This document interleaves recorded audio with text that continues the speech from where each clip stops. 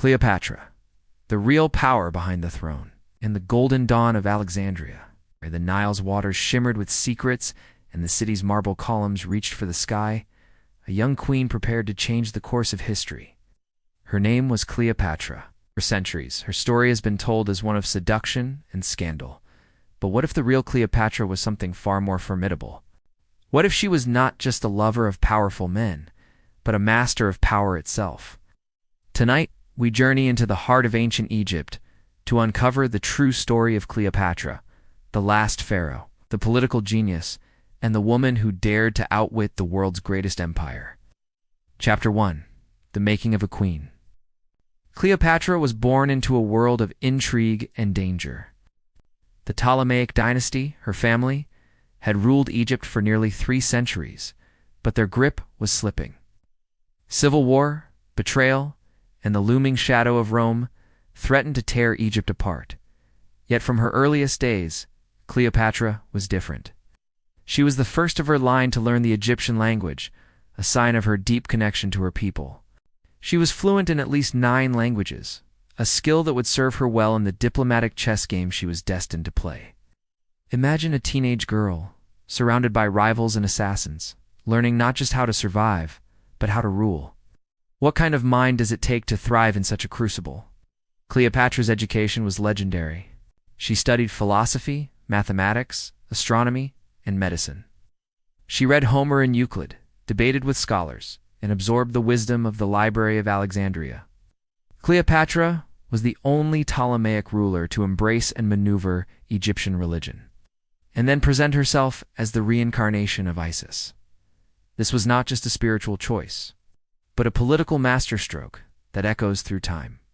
By aligning herself with the goddess, Cleopatra won the loyalty of her subjects and set herself apart from her Greek predecessors in a move of complete cunning. Chapter 2. The Art of Survival. When her father died, Cleopatra was just 18. She was forced to share the throne with her younger brother Ptolemy XIII, but the partnership quickly soured. Exiled from Alexandria, Cleopatra faced a choice: accept defeat or fight for her crown. She chose to stand and fight. In a move worthy of legend, Cleopatra smuggled herself into the royal palace, rolled up in a carpet, presenting herself to Julius Caesar. This was not just a dramatic entrance, it was a calculated risk. Cleopatra knew that Caesar was the most powerful man in the world, and she needed his support. But how did she win him over? Was it beauty, or was it something more? Ancient sources describe Cleopatra as charismatic, witty, and fiercely intelligent. She spoke to Caesar in his own language, discussed philosophy and politics, and offered him a vision of Egypt as a partner, not a prize. Together they defeated her brother's forces and restored Cleopatra to the throne. But Cleopatra was not content to be a puppet. She insisted on ruling as a true pharaoh, issuing decrees, reforming the economy, and overseeing the construction of temples and public works. Did you know that Cleopatra introduced a new currency and stabilized Egypt's finances during a time of famine and war? Her reign was marked by prosperity and innovation, a testament to her skill as a leader. Chapter 3. The Diplomat's Game. Cleopatra's relationship with Rome was a tightrope walk. After Caesar's assassination, she faced new dangers. Rome was plunged into chaos, and Cleopatra had to choose her allies carefully. Enter Mark Antony, the charismatic general and rival to Caesar's heir, Octavian. Cleopatra saw in Antony both a protector and a partner.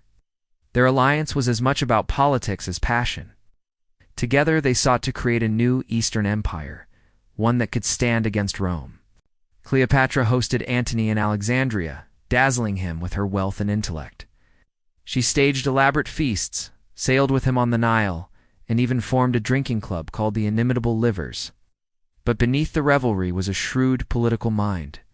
Cleopatra secured Antony's support for her children's succession and expanded Egypt's territory.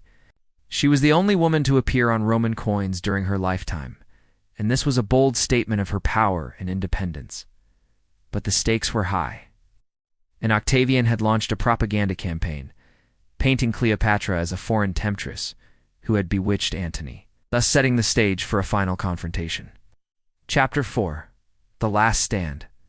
The Battle of Actium was not just a clash of armies. but a battle for the future of the ancient world. Cleopatra commanded her own fleet, fighting alongside Antony against Octavian's forces. The outcome was disastrous. Betrayed by allies and outmaneuvered by Octavian, Cleopatra and Antony were forced to retreat. But even in defeat, Cleopatra refused to surrender. She barricaded herself in her mausoleum, sending a message to Octavian.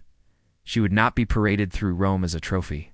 Legend says she took her own life with the bite of an asp, but the truth remains a mystery. What is certain is that Cleopatra died on her own terms, defiant to the end.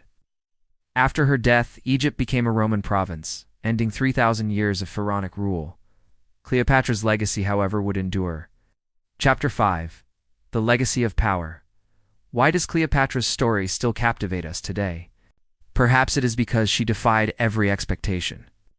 She was a woman who ruled in a man's world, a foreigner who became the embodiment of Egypt, a lover who was also a leader.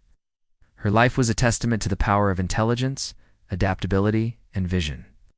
Cleopatra's image has been shaped by centuries of myth and propaganda, but the real woman was far more interesting than any legend.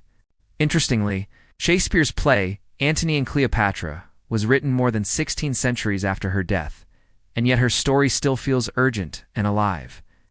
Modern historians continue to debate her motives, her achievements, and her true appearance. Was she a beauty, or was her allure something deeper? What can we learn from her rise and fall? Cleopatra's story is a reminder that history is not just a series of events, but a tapestry woven from ambition, courage, and the relentless pursuit of power. In conclusion, as the sun sets over the ruins of Alexandria, the echoes of Cleopatra's reign still linger in the stones and the stories we tell. She was more than a queen.